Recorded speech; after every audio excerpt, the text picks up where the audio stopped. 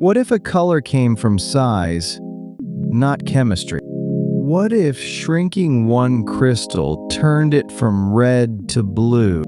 And what if it's inside your TV? Right now, you're watching the Quantumverse. Look closely at these glowing dots. Every single one is the exact same material. Same atoms, same chemistry, nothing added. The only difference between them is their size. The big ones glow red. The small ones glow blue. That's the opposite of what you'd expect. Shrink the crystal, and its color changes. No pigment, no dye, just size. These are quantum dots. And in 2023, they won the Nobel Prize.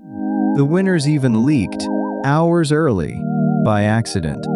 So, why does size decide the color? You have to think incredibly small. A quantum dot is a few billionths of a meter across. You could line up 1,000 of them across one human hair.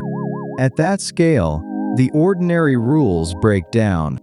Inside the dot, an electron is trapped in a tiny box, and a trapped wave can only ring at certain notes, like a plucked guitar string. Make the box smaller, and those notes jump apart. A wider gap means higher energy light and higher energy light, and higher energy means bluer. So the smaller the dot, the bluer it glows. Size becomes color. At first, almost no one believed it. In 1981, a physicist named Alexei Ekimov spotted it in colored glass, copper-chloride crystals that shifted color as they grew. 2 years later, Brus saw the same effect in a liquid, dots floating free, but they were messy. Every dot a slightly different size. The colors smeared. Then in 1993, Bawendi cracked the recipe.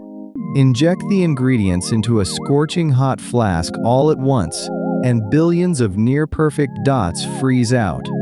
Every one the same size. Suddenly the colors were pure. Quantum dots were finally real. Which brings us back to that screen in front of you. A quantum dot TV is packed with these crystals, each sized to glow a single, perfect color. The rich reds and greens you see are quantum physics, tuned by size. And it doesn't stop at your living room. Doctors can tag a tumor with quantum dots until it glows, showing a surgeon exactly where the cancer ends. A century ago, this was just a thought experiment, a particle in a box. Today it's in your pocket, your living room, and maybe, one day, your operating room. So, how much of the quantum world is already around you, just waiting for someone to notice?